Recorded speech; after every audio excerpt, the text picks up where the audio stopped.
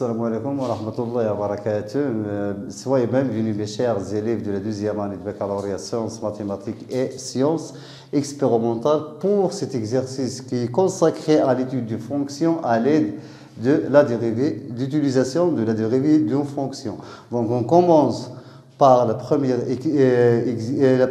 question qui concerne la détermination du domaine de définition de f. Donc la première question c'est détermination ou bien déterminant de f, ensemble de définition de la fonction f. Donc comme on remarque que f est défini par partie, c'est-à-dire f est défini sur deux intervalles i et j.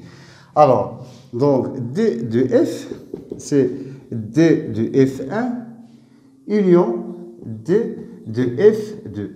On commence à chercher d de f1. Donc f1 est défini ici x.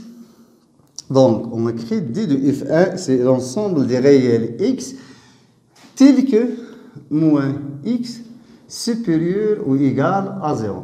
Ce qui implique que x inférieur ou égal à 0. Donc d de f1 c'est exactement l'intervalle moins l'infini 0 inclus. On passe à déterminer le domaine de définition de la deuxième partie, c'est-à-dire d de f2. df2, c'est l'ensemble des réels x tel que 2 moins racine du x soit différent à 0. Ce qui implique que x soit différent à 4.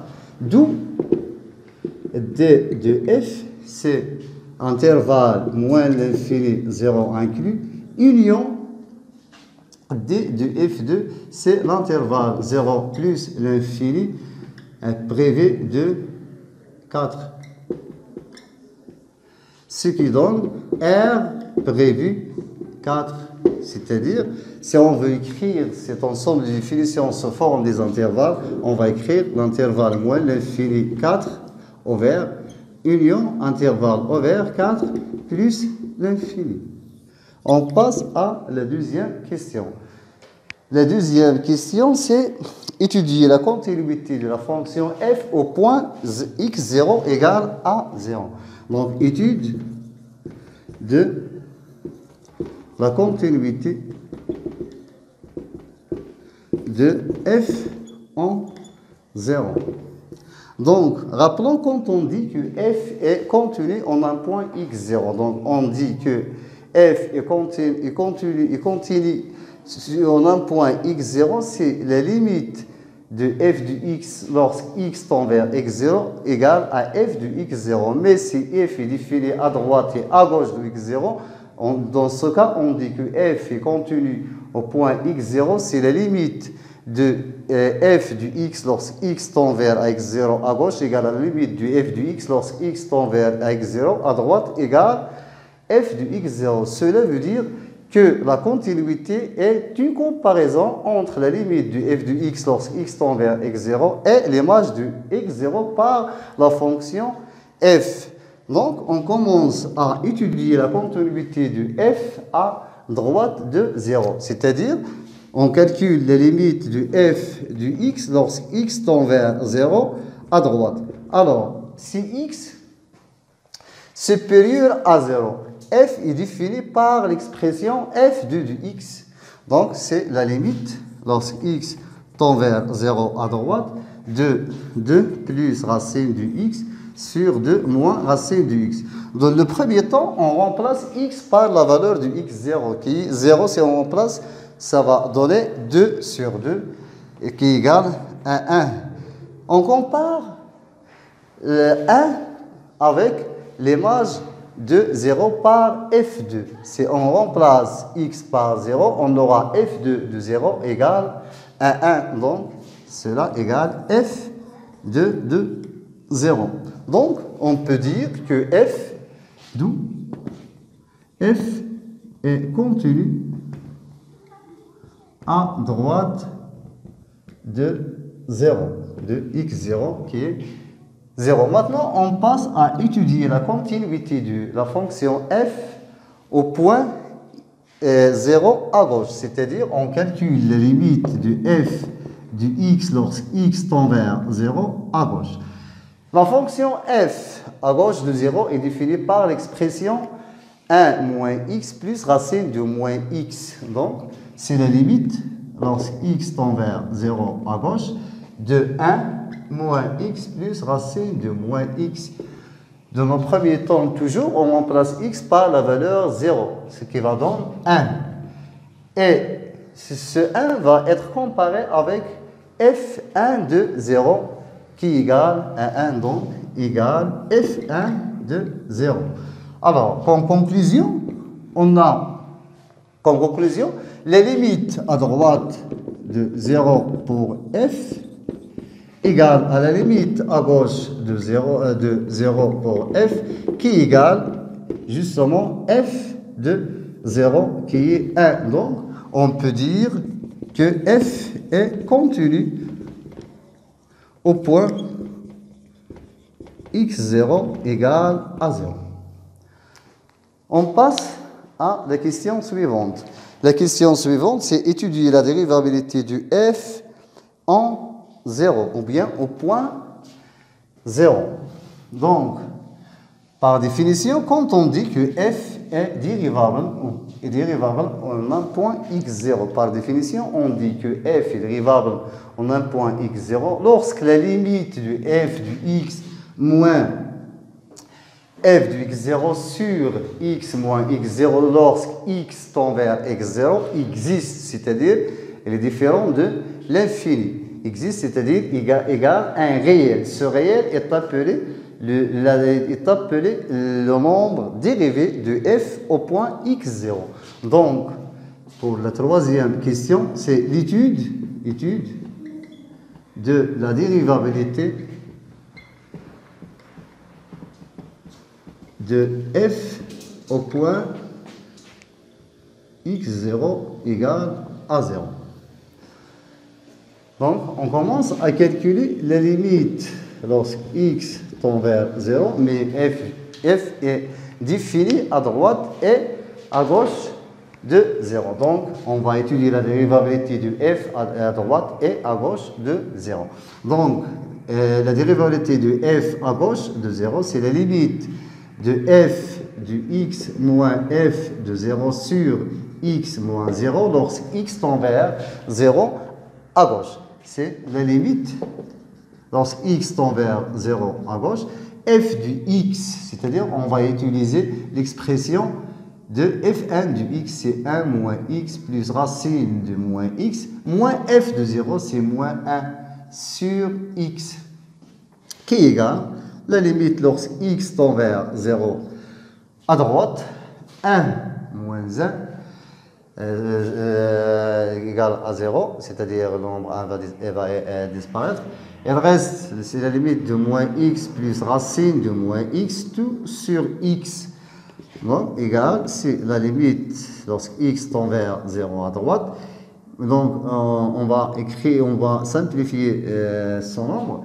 Ou bien, ce nombre peut être écrit sous forme de moins x sur x, c'est moins 1, plus racine de moins x sur x, qui égale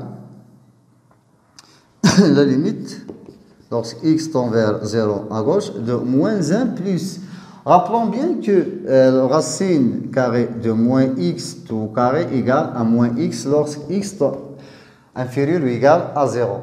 Mais on n'a pas le droit de faire entrer x à l'intérieur de la racine si x est négatif. Donc, on peut multiplier le numérateur et le dénominateur par le même nombre qui est moins 1.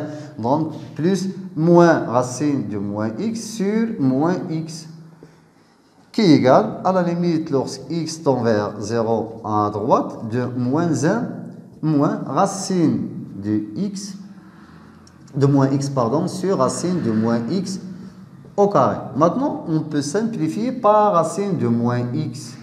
Il nous reste la limite de moins 1 moins 1 sur racine de moins x.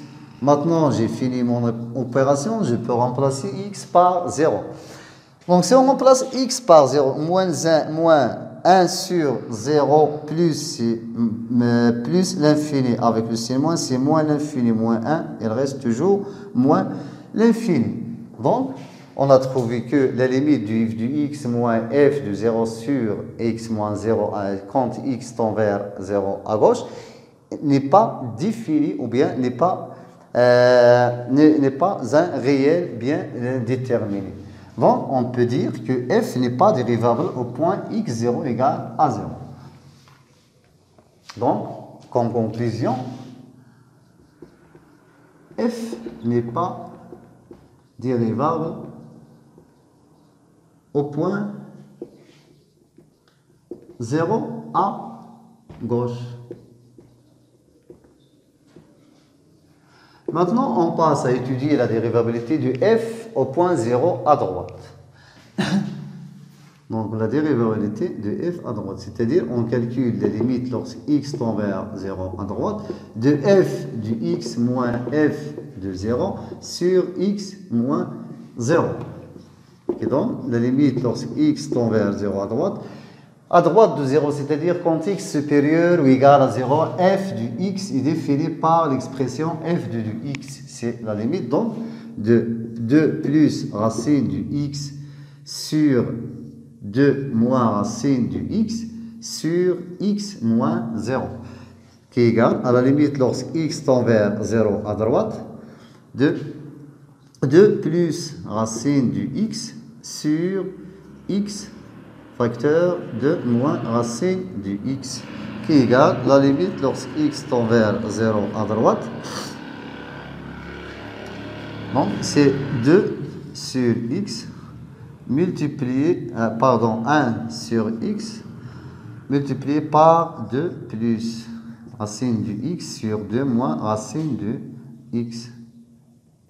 Si on remplace x par 0, ici il reste 2 sur 2. Ça, tout cela tend vers 1. Multiplié par 1 sur 0, qui est 0, plus 1 sur 0, plus l'infini fois 1, qui est égal plus l'infini. Donc, on peut dire que f n'est pas dérivable au point x0 égale à 0 à droite. Donc, f n'est pas dérivable en x0 à droite, ni à gauche. Donc, en conclusion, f n'est pas dérivable au point 0.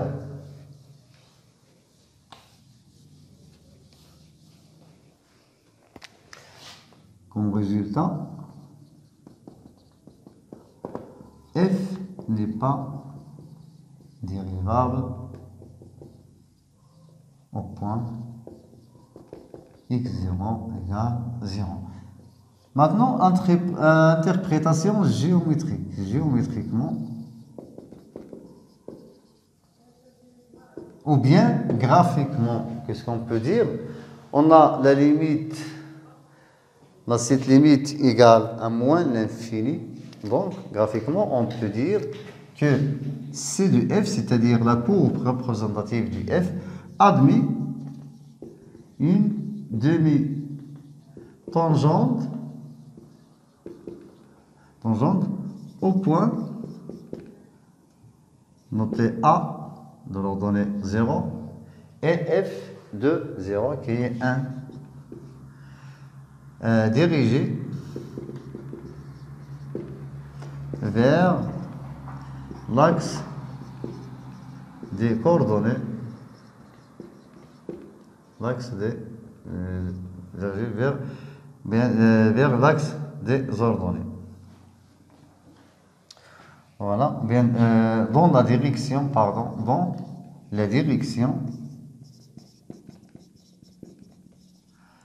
d'axe des ordonnées est dirigé vers le haut. Cela à gauche de 0 est la même chose au point, la même chose à droite de 0, c'est-à-dire à droite et à gauche de 0. Bon. Étudier les limites de f et les branches infinies. Maintenant, on passe à déterminer ou bien calculer les limites au bord de f.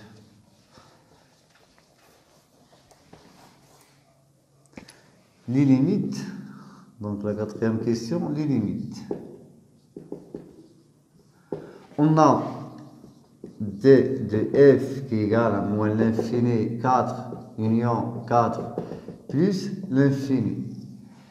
Donc, on aura besoin de calculer 4 limites. La limite lorsque x tend vers moins l'infini, la limite lorsque x tend vers plus l'infini, et la limite à droite et à gauche de nombre 4. Donc, on commence par moins l'infini. La limite est du f du x lorsque x tend vers moins l'infini égale, c'est la limite de 1 moins x plus racine de moins x, toujours lorsque x tend vers moins l'infini. Donc, si on remplace, c'est x tend vers moins l'infini, ça, moins l'infini, plus l'infini, c'est une forme indéterminée. Donc, est-ce qu'on peut factoriser par x? Donc, si on factorise, on va trouver la limite de x, la limite lorsque x tend vers moins l'infini, de x facteur 1 sur x moins 1 plus racine de moins x sur x. Qui est égal, toujours, c'est la limite lorsque x tend vers moins l'infini, de x facteur de 1 sur x moins 1 plus moins racine de moins x sur racine de moins x au carré.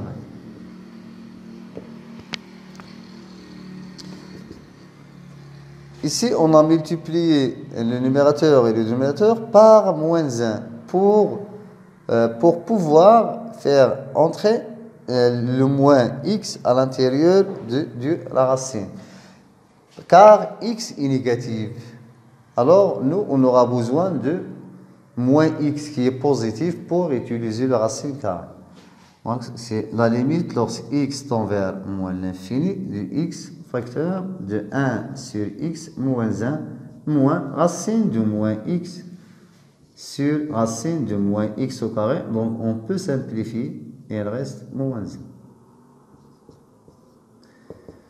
Voilà. Maintenant, on peut remplacer. Cela tend vers 0. Cela aussi tend vers 0. Et il reste x fois moins 1. C'était moins l'infini fois moins 1. C'est plus l'infini. Maintenant, on passe à calculer la limite à gauche de 4.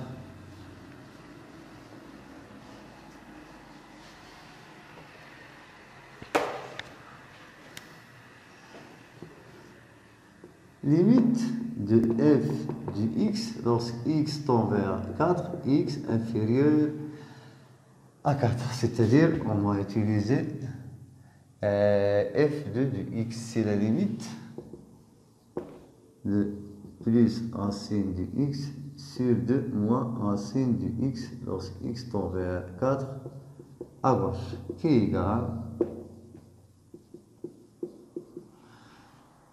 Voilà. Si on remplace i2 plus racine du 4, c'est-à-dire 2 plus 2, c'est 4, sur 2 moins racine du 4, ça fait 0. Mais x est inférieur à 4, c'est-à-dire que 2 moins racine du x est positif. C'est-à-dire 0 plus qui est égal à moins l'infini. Plus l'infini. Donc, graphiquement,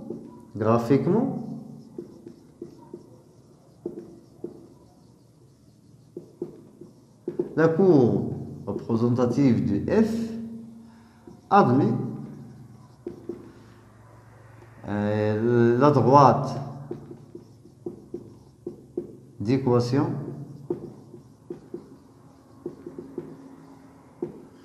x égale 4 comme asymptote verticale au point x égale à 4. Ou bien, la droite d'équation, par exemple la droite D d'équation y et x égale à 4, asymptote AC de f. Asymptote verticale. Voilà. La limite à droite de 4 f de x, lorsque x tend vers 4 à droite. Supérieur à 4, c'est-à-dire on utilise l'expression de f de x. Donc c'est la limite lorsque x tend vers 4 à droite, 2 plus racine du x sur 2 moins racine du x. Si on remplace, c'est la limite 2 plus racine du 4, c'est-à-dire 2 plus 10, c'est 4. X supérieur à 4, c'est-à-dire racine du x supérieur à 2, c'est-à-dire 2 moins racine du x va être inférieur à 0. Voilà.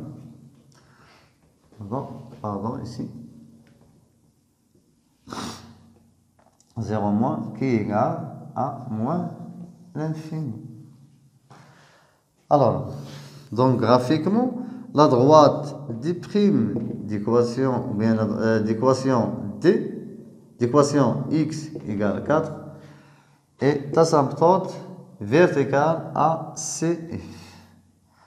Voilà, au voisinage c'est-à-dire graphiquement, on va le présenter comme ça. X tend, voilà, x égale, la droite x égale à 4.